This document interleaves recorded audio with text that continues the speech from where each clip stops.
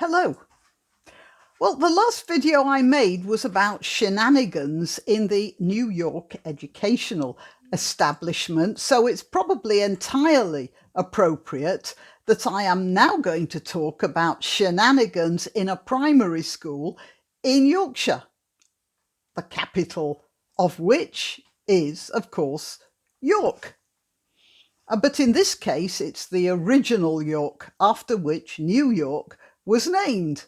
I have to remind you that York is an ancient city called Eboracum by the Romans when it was their regional capital, and later on the Vikings took over in that part of England and called it Jorvik, and it's still a regional capital. It's an ancient city which gave its name to the three shires in its orbit: West Yorkshire, East Yorkshire, and North Yorkshire. The ridings of Yorkshire, they're called, which has nothing to do with riding horses, but the word for third, the thirdings of Yorkshire. And as I keep reminding people, if it's not from Yorkshire, it's worth nought. Okay, so imagine my shock when I read this about an incident of wokeness in a Yorkshire school. Howden Junior School in East Yorkshire, to be precise, and here's a picture of it. Probably taken on not a very good day. And this is the little kingdom of the headmaster, Mr. Lee Hill. Here's a picture of Lee Hill, who seems to have developed the habit of falling asleep in the tattooist's chair, despite all the coffee he obviously drinks. And this is what Mr. Hill has done, besides make a complete arse of himself with all those tattoos. He got a letter from a former pupil who wrote that she had felt oppressed by the names of the houses into which the school was divided.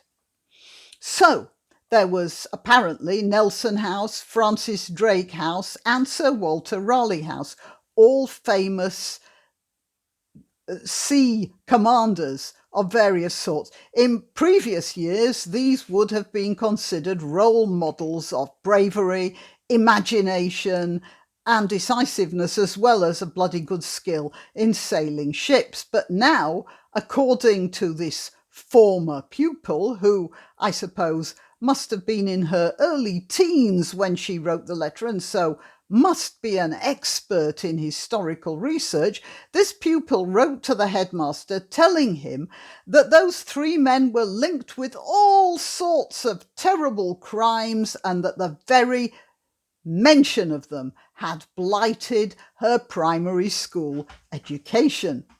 This caught Mr. Hill's imagination, and this is what he wrote. During the Black Lives Matter protests, I received a passionate and brave email. Passionate and brave? Well, I suppose that makes a bit of a change from stunning and brave, doesn't it? A passionate and brave email from a former pupil.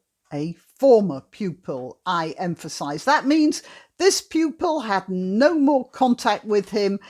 He had absolutely no power over her, and I very much doubt that this pupil would expect him to, upon receipt of her email, to fly into a fury and go round to her place and hurl bricks through her window. So what is brave about that?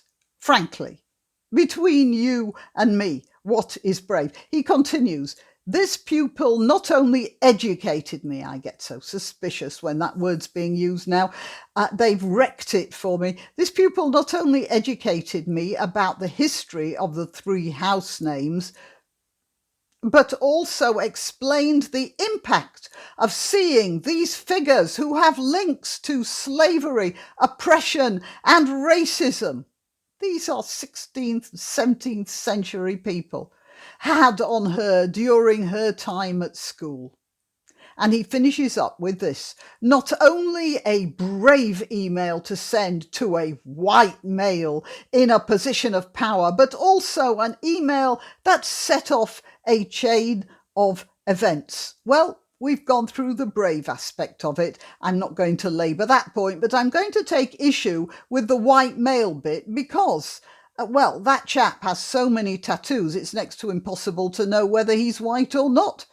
And as I said, I'd be really, really interested to know what sort of power Mr. Hill has over this officious child. Now, what was the chain of events? Well, the names of the three houses, you will be glad to know, have been changed. They are now the eco warrior Greta Thunberg, the women's rights campaigner Malala Yousafzai, football star Marcus Rashford, and an American poet called Amanda Gorman. So look, they're going to look a bit silly when Greta Thunberg's relationship, I know I'm mispronouncing it, shut up, relationship with big business is finally exposed.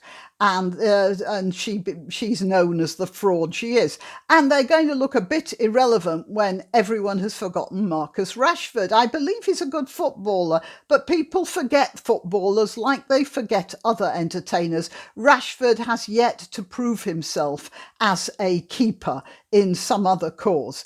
And I don't know anything about Amanda Gorman, so I'll leave that one to one side. But I am particularly interested in them naming one of their school houses after Malala Yousafzai, because there really is a brave woman. Or, well, she was a girl at the time. She really did stand up to people who were in power, to the extent that they shot her. Actually, I wonder if Mr. Hill is going to teach about Malala Yousafzai as a role model, especially because she stood up to brown men in positions of power, and those brown men shot her for being an uppity woman. In fact, Yousafzai wasn't just standing up to a single brown man. She was standing up to the entire Muslim religious establishment, which in large part is still based on the idea that women should be kept isolated and subservient and undereducated as simply baby producers who have no say in the disposition of even whether they want to have babies or not. Is Mr. Hill going to tell that to his newly woke pupils? Especially the one who wrote about Raleigh being associated with oppression.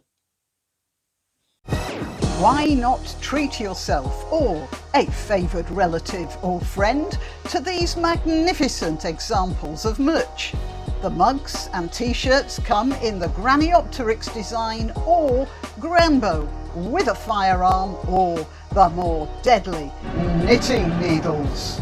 Go to www.graniopteryx.com and whatever platform you're watching this on, please click like, subscribe and share.